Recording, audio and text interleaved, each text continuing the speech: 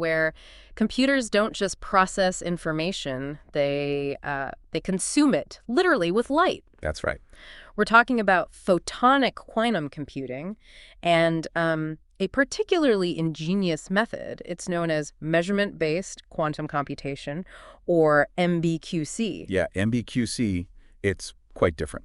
People often call it the one-way quantum computer, right? Because it processes information in this sort of cascading flow. Exactly. It's a really good description, actually. So if the world of quantum mechanics sometimes feels like, a blur of complicated terms, but you're really curious about how these revolutionary machines might actually come to life, then this deep dive is definitely for you. We hope so. We're going to try and navigate the complexities, uncover the core ideas, and give you the insights to truly understand this cutting-edge tech. Get ready to connect some dots. It's a truly fascinating approach, especially because MBQC is such a fundamental shift from what most people imagine when they think of a quantum computer. How so?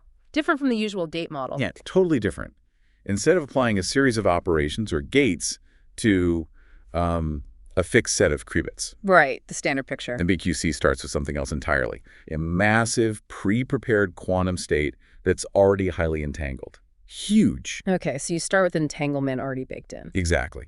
Then, the computation itself, it just unfolds by performing a carefully chosen sequence of measurements on individual qubits within that big state. Measurements drive the computation. That's it. The whole process literally cascades forward. Quantum information kind of propagates through this resource which gets prepared and then consumed, used up. Consumed. That's a huge conceptual leap. So this consumable resource that drives everything, that's where the photons come in. Light. That's the key ingredient, yes.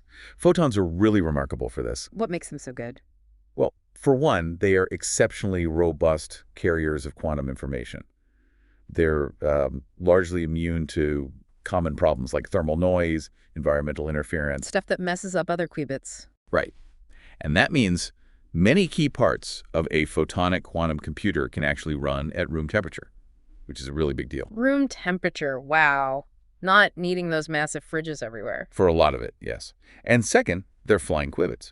They naturally travel at the speed of light. Perfect for networking different processors or, sending quantum info over distances. Okay, so robust, fast, parts at room temp. Sounds incredibly promising, but I've always heard photons don't naturally interact. They just pass through each other. Yeah, it's the core issue, yes. So if a computer relies on interactions to process information, how does MBQC possibly get around that? It seems like a fundamental roadblock. You've hit on the central paradox. Yeah, in traditional quantum computing, you need strong interactions for entangling gates. But photons, they just don't do that easily. So what's the trick? MBQC has this really elegant workaround. It sort of front-loads all the complexity. Front loads, meaning? Instead of trying to force interactions during the computation, all the necessary entanglement is created beforehand, in one go, into this massive, pre-prepared quantum state called a cluster state. Cluster state, okay. Once this intricate entangled fabric is woven, the actual algorithm, it just runs using simple measurements on individual photons. And measuring single photons is something they're excellent at. Ah, I see. That's really clever. It plays to their strengths, easy measurement, while avoiding their weakness, lack of interaction. Precisely. It's a strategic choice. So if I'm getting this right, this matrix of qubits you mentioned, it isn't static like a fixed circuit board. It's dynamic. Exactly right. It's not a rigid grid you wire up once and that's it. Yeah. Think of it more like a three-dimensional structure where one of those dimensions is actually time. Time is a dimension of the computer. In a sense, yes. We're constantly generating new quantum resource states, weaving them into this ever-growing cluster state, using entangling measurements, fusion measurements we call them, and then immediately consuming them with the measurements that actually do the computation. Wow. It's like a computational relay race. The quantum information flows forward, passed along through this constantly renewed consumable resource. It's a truly dynamic process. Very different. That's a really dynamic picture. So, okay, we're using light. But how exactly is the quantum information, the qubit itself, how's it encoded in that light? Are there different ways to make a photon carry a 0 or a 1, a quantum bit? Yes, definitely. There are two main approaches. Think of it like different ways to, write a message using light signals. Okay. The first is discrete-variable encoding, DV. Here, the information is stored in a property of a single photon that has two distinct measurable values. much like a classical bit is 0 or 1. Right, binary. Can you give us some practical examples? What does that actually look like? Sure. One common way is polarization encoding. The direction a photon is vibrating, say, horizontally or vertically, represents its quantum state at 0 or 1. Like polarized sunglasses? Kind of, yeah. Yeah. Conceptually simple, but actually managing that precisely on a tiny chip can be tricky. Okay, what else? Another is path encoding. Here, the qubit state is defined by which of two separate optical paths, like tiny fiber optic channels on the chip, the photon travels down, path A or path B. The choice of roads. Exactly. And this one is particularly well suited for these integrated photonic chips we're talking about. And then there's time bit encoding. Time bin. Yeah, the information is encoded in whether the photon arrives early or late relative to some clock signal. This method is very robust, actually, very good against noise, even over long distances. Interesting. So polarization, path, or time. But what's the catch with these DV methods? The big challenge really for all DV approaches is consistently generating perfectly identical single photons, exactly when you need them, on demand. That's harder than it sounds. Getting just one perfect photon every time. Exactly. No extras, no duds. Okay, so that's DV, Yeah. discrete properties of single photons. But you mentioned a second approach, continuous variable, CV. That sounds quite different. How does that work? Yes, CV is fundamentally different. With continuous variable encoding, we're not really using individual photons in the same way. Instead, we use properties of the electromagnetic field itself, properties that can take on a continuous range of values, Like like the precise amplitude or the phase of a pulse of light. Think of it like a dimmer switch rather than an on-off switch. The key resource here isn't single photons, but a special kind of light state called a squeezed state. squeeze state. Okay, and is that easier or harder? Well, generating these initial squeeze states can be easier technically than getting perfect single photons on demand. But There's always a but. there's always a but in quantum. Achieving truly universal error-resistant quantum computation with these CV methods, that requires creating a much more complex and frankly fragile type of quantum state. It's known as a GKP state. Gottesman-Kitaev-Preskill. GKP states, so the difficulty shifts. Exactly. That's a really interesting point. It sounds like if one part gets easier, another part must become harder. It's like there's a fundamental trade-off here. Absolutely. It's a core concept, sometimes called the conservation of difficulty. You can think of it like a seesaw in quantum architecture. Okay. In the discrete variable approach, like the paths a quantum is taking, the individual photon states are relatively simple conceptually. But the operations you need to entangle them perfectly. They are very difficult, often probabilistic, meaning they don't always work. Right, the gates are hard. Then you look at the continuous variable world, championed by companies like Xanadu. The initial squeezed states are easier to generate reliably. But the special GKP states you need for full fault-tolerant error correction, they are incredibly complex and delicate to create and maintain. So the states themselves are hard. Exactly. The challenge just shifts. It's either complexity in the gates you apply, or it's complexity built into the quantum states themselves. It's a really fundamental philosophical split in how you approach building these machines. Fascinating. A deep architectural choice. And, just to briefly mention, some researchers are even pushing beyond qubits. They're exploring higher dimensional quids. Think of a quantum die with maybe 3 or 4 sides instead of just 2 to try and pack even more information into each particle of light. Qubits. Okay, that's another layer. So we've mapped out this really elegant conceptual stuff, MBQC, encoding light. But the real challenge, as always, is building it right, turning ideas into hardware.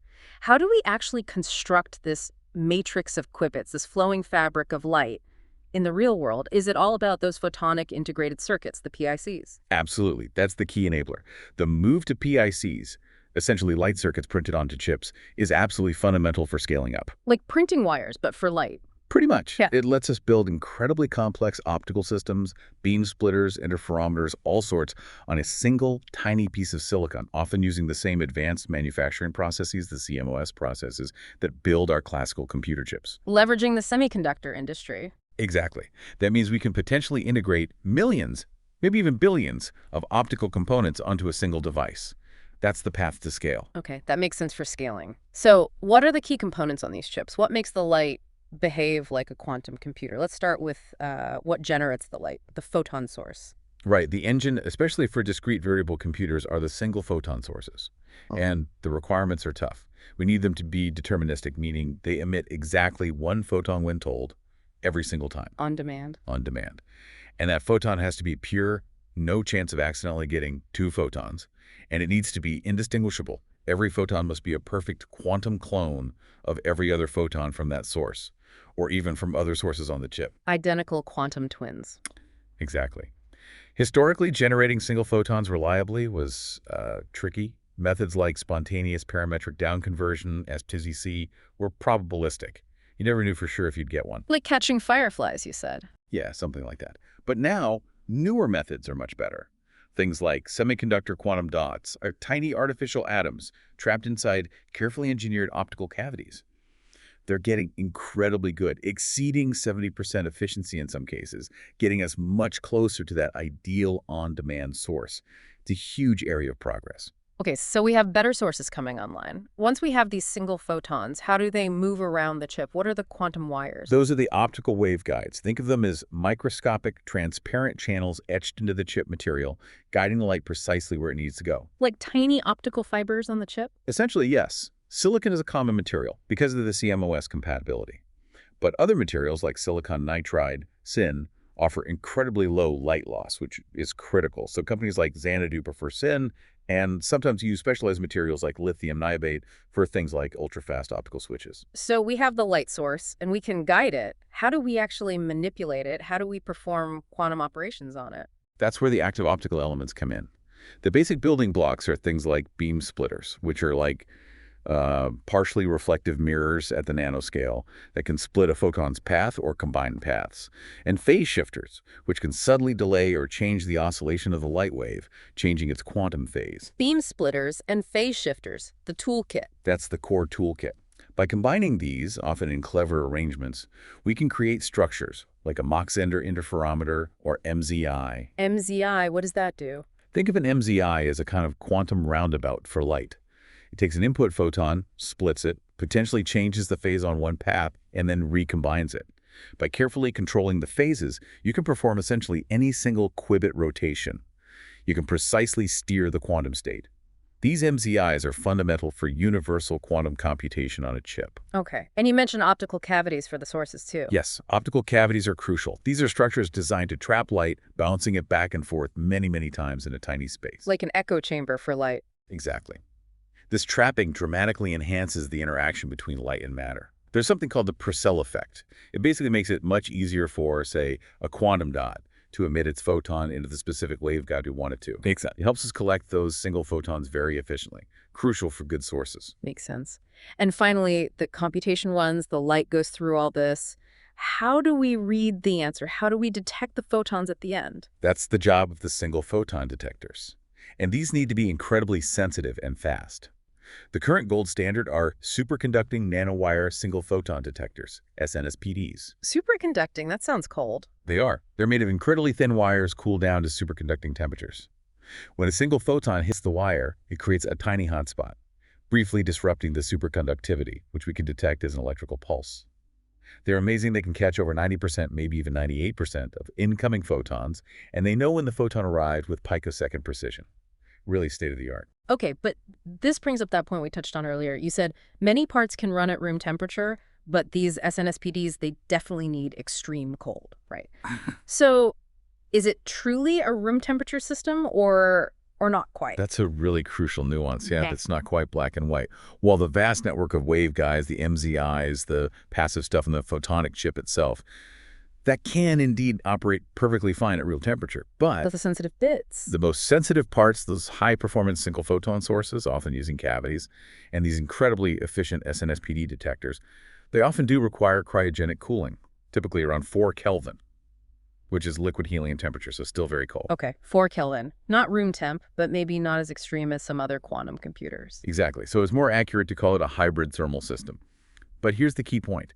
This is still an enormous engineering and, frankly, cost advantage compared to other quantum platforms where the entire quantum processor, maybe millions of qubits, has to be chilled down to millikelvin temperatures, just a few thousandths of a degree above absolute zero. That sounds way, way harder. It is. So having only specific components needing cryogenics, while the bulk operates at room temp, is a huge plus. And being able to leverage that existing semiconductor fabrication infrastructure for the room temp parts, that's potentially a massive shortcut to manufacturing the millions of components needed. Okay, that clarifies the room temperature claim. It's more nuanced. Yeah. So we've got the individual pieces, sources, waveguides, manipulators like MZIs, detectors. Now, the really intricate part, how do we actually weave that massive entangled fabric, the cluster state that MBQC absolutely relies on? Right, the cluster state. This is the universal resource for MBQC. Yeah. You have to think of it as this pre-built quantum scaffolding. It's a very specific type of entangled state where the exact geometry of its connections, the graph structure, actually encodes the potential for quantum algorithms. The shape of the entanglement matters. Critically. And for really robust fault-tolerant computation, the kind that can actually solve big problems, we generally need a complex three-dimensional version of this cluster state, like a 3D lattice of entangled photons. Okay, 3D. How do you even build that? Well, initially people thought about static generation, just building the whole thing at once. Yeah. But that quickly becomes completely impractical for the scales we need. Millions or billions of qubits. Right. Impossible. So researchers moved to dynamic generation, building them up piece by piece over time, often using clever tricks with optical delay loops, where photons are sent around a loop to interact with later photons, building up 1D chains, or even 2D sheets of entanglement dynamically. Okay. Building it over time. But you mentioned the most promising method now, what companies like Quantum are really banking on, is fusion-based quantum computing, FBQC. What's the core idea there? That's right. FBQC is seen by many as a major potential breakthrough for scalability. The core idea is actually quite elegant in a way. Instead of trying to build one single giant, incredibly complex entangled state from scratch. Which is super hard. The strategy is to mass-produce lots and lots of much smaller, identical, and relatively simple entangled resource states. Maybe just 3 entangled photons or 6 in a little ring state, things that are hopefully easier to make reliably. Okay, make lots of small, simple building blocks. Then what? Then you stitch these smaller pieces together. You fuse them into the larger structure you need. How do you stitch quantum states? This stitching is done using what are called fusion gates. These are actually a type of measurement, a joint measurement performed on photons from 2 different resource states. These measurements are probabilistic, meaning they don't always succeed. But when they succeed, Success? it creates an entanglement link between the 2 previously separate resource states. It effectively merges them, fusing them into a larger, more complex cluster state. You just keep doing this, adding more blocks. Probabilistic, though, that sounds like a potential issue. It is a challenge, but the idea is if your basic resource states and fusion success rates are good enough, you can build up the large state you need.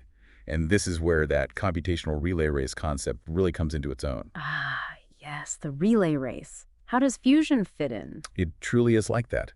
Imagine each small resource state is generated. It's immediately brought near the growing cluster state. A fusion measurement is attempted. If it works, it's now part of the cluster. And then almost immediately, the qubits within that just added section are measured as part of the actual computation. So they are generated, fused, and measured almost instantly. Pretty much. The quantum information isn't sitting around for long periods, vulnerable to being lost. It's being actively propagated, almost teleported, from one short-lived resource state to the next as the computation progresses through the cluster. This minimizes the time any single photon needs to exist and travel in the system, which is absolutely critical for reducing photon loss. Loss is the big enemy, right? It's public enemy number 1 in photonics. So minimizing the lifetime of photons is key. And this modular FBQC approach, it also fundamentally changes the manufacturing challenge. How so? Instead of the impossible task of building one enormous, perfect, monolithic quantum processor, the challenge becomes, can you reliably mass-produce millions upon millions of these simpler, high-yield optical modules? It sounds much more like something the existing semiconductor industry is good at. Right, mass production of identical units. Exactly. The complexity shifts. It moves away from building an impossibly intricate static physical structure and more towards the dynamic, high-speed classical control and orchestration needed to manage this incredibly fast quantum ballet of generation, fusion, and measurement. That's a really profound shift in thinking. Okay, so we've got this incredible, dynamic, entangled fabric built piece by piece with fusion. Now, how does the actual computation happen? What does it look like when the algorithm is actually running, cascading through the system? Right, the execution. The algorithm comes to life simply by performing that carefully chosen sequence of measurements on individual qubits, individual photons within that cluster state. Just measurement. Just measurements. But here's the magic, the core of MBQC.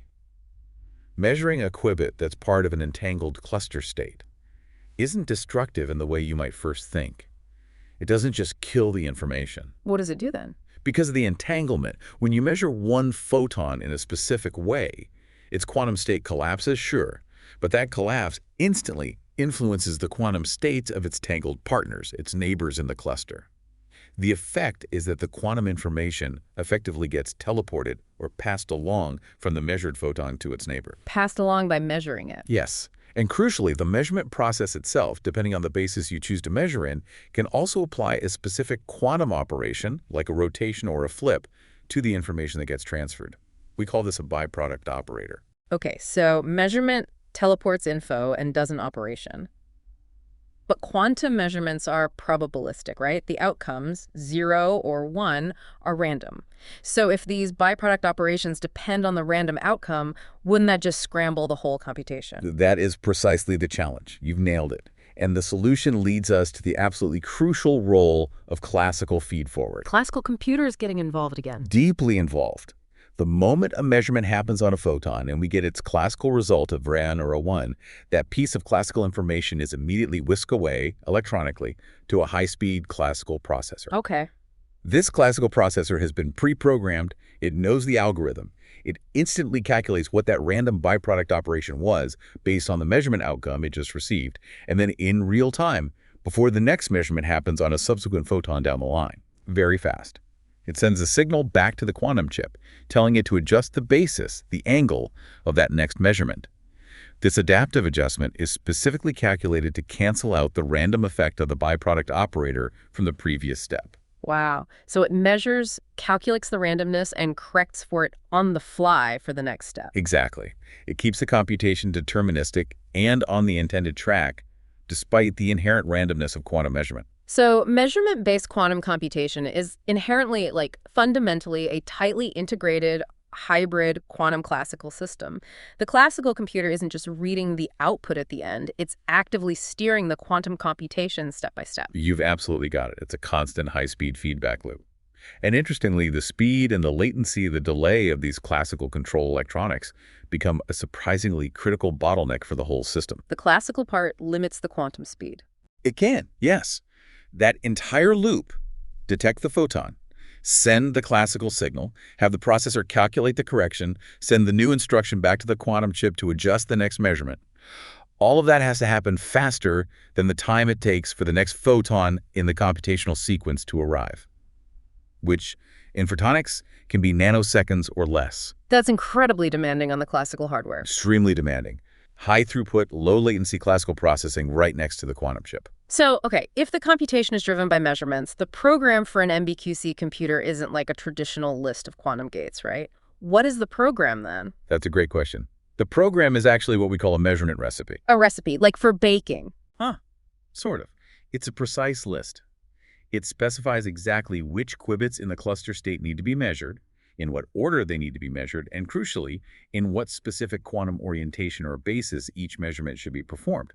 And it also includes all the rules for that real-time classical feed-forward, like if measurement 5 gives outcome 0, then adjust the basis of measurement 7 by angle x. So it's not lines of code like C++ or Python. It's a map of measurements and correction rules. Exactly. Imagine it not as code, but as a set of highly specific instructions on how to read the light at different points in the cluster. Each measurement outcome potentially changes the instructions for the next measurement, like a quantum choose-your-own-adventure book, where the story, the computation, unfolds based on each choice, each measurement you make along the way. That's a cool analogy. Just as a concrete example, even to perform a simple, arbitrary rotation on a single qubit's worth of information. In MBQC, you might consume a small linear chain of, say, 5 entangled photons from the cluster state. The specific angles you choose for measuring the first 4 photons determine the final rotation applied to the quantum information that emerges on the 5th photon. Consuming 5 qubits just to do 1 rotation. It shows the overhead, but also the power of using this entangled resource. Okay, this constantly flowing, adaptive, measurement-driven system sounds incredibly powerful. But as we know with any complex computer, classical or quantum, errors are inevitable. Noise happens. How do we make these photonic systems robust? How do they achieve fault tolerance? Especially when you said photon loss is such a big problem. Yeah, fault tolerance is the holy grail. Yeah. It's absolutely critical for building a quantum computer that can solve problems beyond the reach of classical machines. You need to detect and correct errors. And in the world of photonics, as you said, the undisputed heavyweight champion of errors is catastrophic photon loss. The photon just vanishes. Poof! Exactly. If a photon carrying crucial quantum information simply gets absorbed in a waveguide or fails to be detected, its information is just gone, irretrievably lost. That's often much worse than a small error in its quantum state. So how do engineers fight back against this? What are the main strategies to protect the precious quantum information from being lost? There are really two principal strategies being pursued, and interestingly, they map quite nicely onto those two different encoding approaches we talked about earlier, discrete variable and continuous variable. Okay, how does DV handle loss? For the discrete variable path, particularly the one C-Quantum is taking with MBQC, a very powerful technique involves creating what are called topological cluster states. Topological, like geometry. Sort of. Yeah. The idea is you don't encode your logical quantum information, the information you actually care about, in just one or a few physical photons. Instead, you spread it out, you encode it non-locally across the collective state, the intricate pattern of connections, the topology of a very large three-dimensional lattice of entangled photons. Hiding the information in the pattern. In a way, yes. If a single photon is lost somewhere in this vast 3D lattice, it creates a defect or a hole in the structure. But because the information is stored globally, not locally, this local error doesn't immediately destroy the encoded data. Instead, it creates measurable syndromes that classical algorithms can track. By monitoring these syndromes, you can figure out where losses likely occurred and compute around them, protecting the logical information. So you detect the damage and route around it. That's the essence.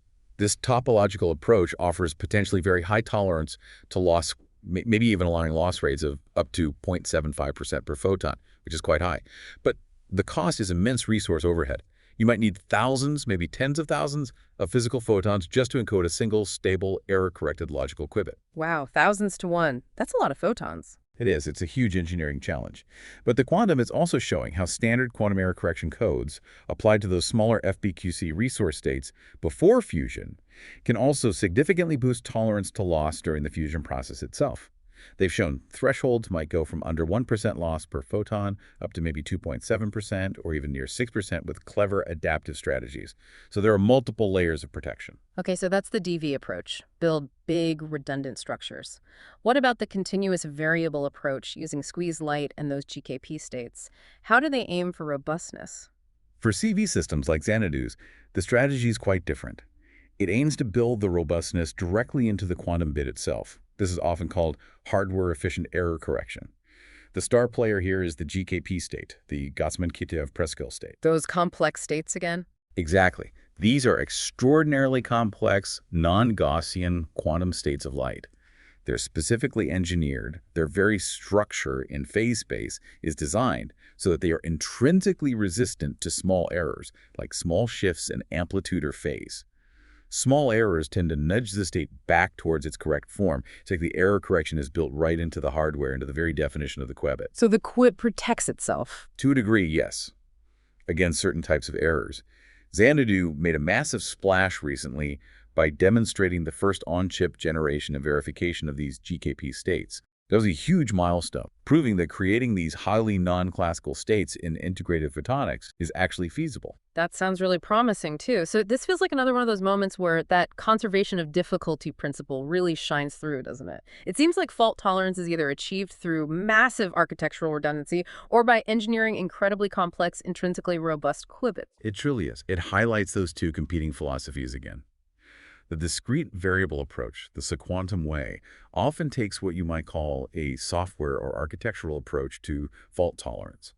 It relies on clever topological designs, vast scale, and sophisticated classical decoding algorithms to protect information encoded in relatively simple physical qubits. Software architecture-based. Right. Whereas the continuous variable approach, the Xanadu way with GKP states, leans much more heavily into a hardware solution. engineering incredibly complex, intrinsically robust qubits right from the get-go. It's a fundamental trade-off, again, between how you balance loss tolerance, tolerance to other errors, and the sheer number of physical resources, photons, squeezers, detectors you ultimately need. It represents two very distinct and currently competing paths towards building a useful, fault-tolerant quantum computer. Okay, so we've covered the incredible underlying physics, the different ways to encode information, the components, the measurement-based process, and these contrasting strategies for fault tolerance. It's a lot.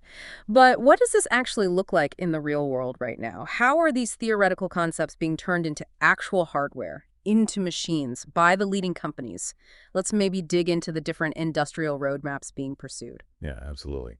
It's fascinating to see how these different physical principles and theoretical ideas translate into concrete engineering strategies and business plans. The two most prominent roadmaps really do embody those discrete variable and continuous variable philosophies we've just been discussing. Let's start with PsiQuantum then, the DV fusion-based approach.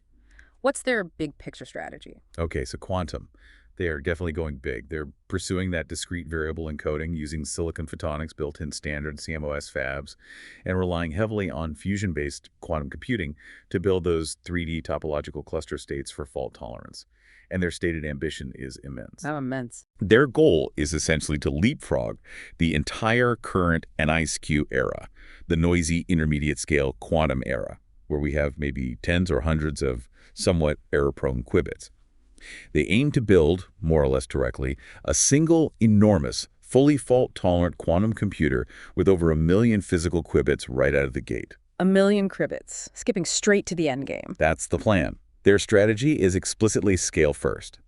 They believe the primary bottleneck is manufacturing scale and yield. So they've formed a very deep, multi-billion-dollar partnership with GlobalFoundries, a major semiconductor manufacturer.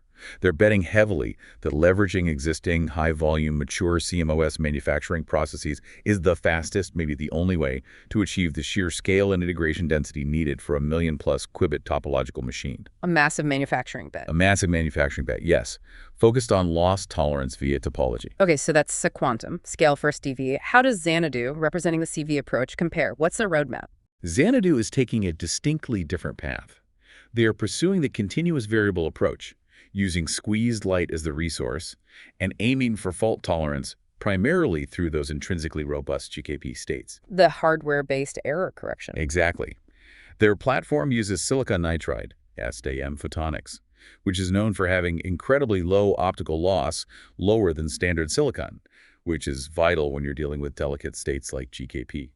Their overall goal is also fault tolerance, but their architectural vision seems more modular. Modular? How so? The idea seems to be building powerful individual quantum modules, each potentially containing error-corrected logical qubits based on GKP states, and then networking these high-quality modules together using standard optical fiber. It's less about one single giant chip and more about connecting powerful nodes. Okay, connect the good bits together. Sort of. Their strategy feels more like qubit quality first. They emphasize achieving high-fidelity operations and demonstrating those complex GKP states, as highlighted by their landmark on-chip generation result. They seem to believe that perfecting the fundamental quantum building blocks, making them incredibly robust first, and then figuring out how to scale by connecting them, is the most effective long-term path. Quality first, then network. Very different from scale first monolith. Very different philosophies, yes. Now, it sounds like there might also be a third way emerging, kind of hybrid platforms mixing different technologies. What does that look like? Indeed. That's another interesting direction. Some companies, like the aptly named Photonic Inc., for example, are exploring architectures that deliberately try to combine the best features of different quantum platforms. Cherry-picking the best bits. Essentially, yeah. For instance, they might use something like extremely stable spin qubits, maybe special defects like T-centers embedded in silicon for the actual quantum processing and memory, because spins can have very long coherence times, meaning they hold their quantum state well. But connecting spin qubits over long distances is hard. Right. So they propose using flying photonic qubits, or light particles, specifically for networking these high-quality spin-based processing units together. The photons act as the quantum communication bus between stable memory processor nodes. So spins for thinking, photons for talking. That's a pretty good way to put it. It's a very pragmatic bet, trying to leverage the strongest features of various quantum technologies while using each where it performs best. Makes sense. So if we try and connect all this to the bigger picture, these competing roadmaps, so quantum scale first, Xanadu's quality first, these hybrid approaches, they really reflect fundamentally different beliefs about where the biggest technological hurdles actually lie, don't they? Is the hardest problem manufacturing at an unprecedented scale? Or is it perfecting the exquisite quality and control of individual quantum bits and their interactions? That's exactly right. It's a high-stakes debate playing out in hardware. So Quantum is essentially making a massive bet on solving the manufacturing and integration challenge first, believing that existing semiconductor infrastructure gives them a path to the necessary scale for topological fault tolerance. Xanadu is betting that perfecting the fundamental quantum building block, the GKP state in their case, and achieving intrinsic robustness is the more critical hurdle, and that modular scaling will follow. And the hybrid approaches are betting that no single platform has all the answers, so combining the best is the smartest route. It's fascinating. The unfolding of these distinct strategies, driven by physics but also by engineering realities and manufacturing capabilities, will truly define how and perhaps when we get truly powerful quantum computers. Absolutely. It's a race with multiple horses, each running on a somewhat different track. We've just completed quite a deep dive into the world of photonic quantum computing. We've explored this dynamic, one-way computational cascade of MBQC and looked at the really ingenious ways light is being harnessed, measured, and even consumed to potentially unlock quantum advantage. This inherently hybrid quantum classical approach, really driven by the unique physics of photons, it truly represents a strategic masterclass in trying to circumvent some fundamental scientific and engineering hurdles. Yeah, and it's become incredibly clear, I think, that the path to a scalable quantum computer using photonics is as much an industrial manufacturing challenge, a silicon fabrication challenge, as it is a fundamental physics problem. The two are completely intertwined now. Absolutely. And despite all the remarkable progress, the incredible advancements in sources, detectors, low-loss materials, and these clever computational models like FBQC that we've unpacked today, several really grand challenges certainly remain, don't they? Oh, absolutely. We're talking about the need to perfect and integrate literally millions, maybe billions, of these single photon sources and single photon detectors, all operating flawlessly and simultaneously on a chip. That level of integration and yield is unprecedented. And loss. And loss. We need to relentlessly engineer away every tiny fraction of a decibel optical loss throughout these incredibly complex, meter-long optical paths compressed onto a tiny chip. Every little bit of scattering or absorption is an enemy. And maybe the most surprising one for many, Yeah. that classical bottleneck. Yes, perhaps most surprisingly, the ultimate operational speed, the clock speed, of these potentially revolutionary quantum computers might actually be limited, bottlenecked, by the speed and efficiency of the classical control electronics, sitting right beside them, their ability to process millions, maybe billions, of measurement outcomes per second and apply those critical real-time feed-forward corrections without falling behind. It's a fascinating interdependence. So this really raises an important final question, maybe something for you, our listener, to think about. Given everything we've discussed, the different approaches, the trade-offs, the challenges, do you think the ultimate useful quantum computer will emerge from perfecting one single dominant technology, like photonics or superconductors or trapped ions? Or is it more likely to come from an ingenious combination, a hybrid approach that pulls together the best features of many different platforms? And what stands out to you, after hearing all this, as the single biggest hurdle that still needs to be overcome? Is it the physics, the engineering, the manufacturing, the classical control? Take a moment to ponder that and consider how this incredible computational relay race of light, this dynamic consuming computation, might just fundamentally reshape our entire understanding of what computation itself can be.